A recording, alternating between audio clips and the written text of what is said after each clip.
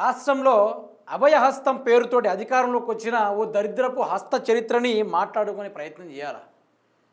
ఈ వినాయకుని నిమజ్జనం భారతదేశంలోనే ఎవ్వరు ఊహించని విధంగా తెలంగాణ రాష్ట్రంలో హైదరాబాద్ ఏరియాలో జరిగింది. అంటే ఎట్లా జరిగిందంటే అధికారంలో ఉన్న కాంగ్రెస్ పార్టీ పోలీసుల ముందు, కలెక్టర్ల ముందు, అధికారుల ముందు, అందరి ముందు ముఖ్యమంత్రి రేవంత్ రెడ్డి ఉండగా హమ్ దేఖ్ లేంగే అనుకుంటా పాటలు పెట్టి గల్ల ఎత్తి చెప్పుతున్నా, తొడగొట్టి చెప్పుతున్నా, ఎవడొస్తాడో రండిరబై అనుకునే పాటలు పెట్టి తెలంగాణ రాష్ట్ర కాంగ్రెస్ పార్టీ గుండెలో గుణపం దింపిన రాష్ట్ర యువతరంగం.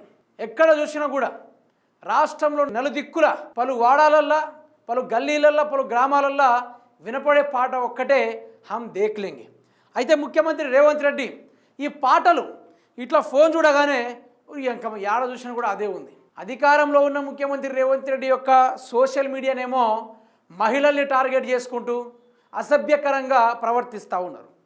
మరి బీఆర్ఎస్ పార్టీ సోషల్ మీడియానేమో నిజానికి ఎక్కడెక్కడ ఏం జరుగుతుంది, ఏ సమస్యలు ఎక్కడ జరుగుతుంది, ఏ తీరుగా నడుస్తుంది అనే వాటిని బయటికి వెలుగు తీస్తున్నారు.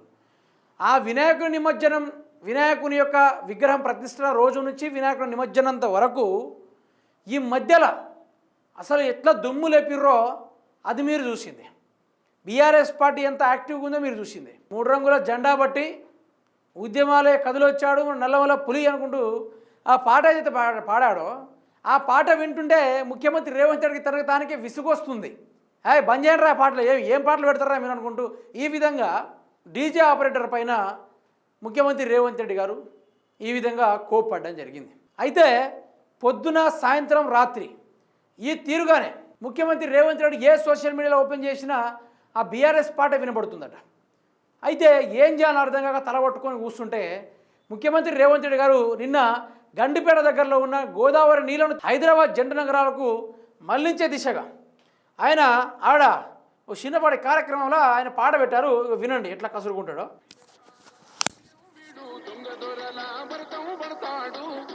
ఈరోజు గోదావరి నదీ జలాలను మూసా ఈసా నదిలో ఆ మైక్ పనిచేయండి, ఆ పాట పనిచేయండి, ఆ మైక్ పనిచేయండి, ఆ పాట పనిచేయండి. ఫ్రస్ట్రేషన్ పీక్స్ లెవెల్స్లో ఉన్నాయి ముఖ్యమంత్రి రేవంత్ రెడ్డికి. ఆ పాట వినగానే ఫ్రస్ట్రేషన్ పీక్స్ లెవెల్లో ఉంది. అయితే ఇది చూసిన మంత్రివర్గం కావచ్చు, రేవంత్ రెడ్డికి మైండ్ పని చేస్తలేదు. ఆ పాట విన్నప్పటి నుంచి మానసికంగా బాగా కృంగిపోయాడు. అసలు ఈ పాట వినగానే ముఖ్యమంత్రి రేవంత్ రెడ్డి ఇట్లా ఎందుకు అయిపోతుందో తెలుసా?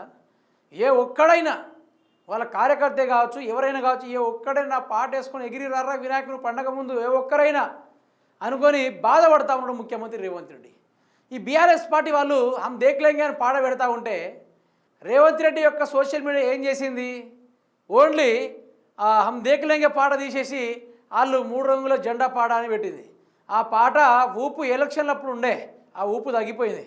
ఇప్పుడు ఉన్న ఊపు ఒకటే. 4.5 కోట్ల ప్రజలలో ఉన్న ఏకైక పాటలో ఉన్న ఊపు హమ్ దేఖ్ లేంగే అనే పాట ఎగురుతుంది తప్ప ముఖ్యమంత్రి రేవంత్ రెడ్డి ఎక్కడ కూడా ఆయనకు తగ్గట్టుగా ఏది కూడా లేదు. వాళ్ళ సోషల్ మీడియా వాళ్ళు కానీ ఎవరైనా కానీ అదే తీరుగా సాగుతూ ఉన్న దృశ్యాన్ని మనం చూస్తూ ఉన్నాం.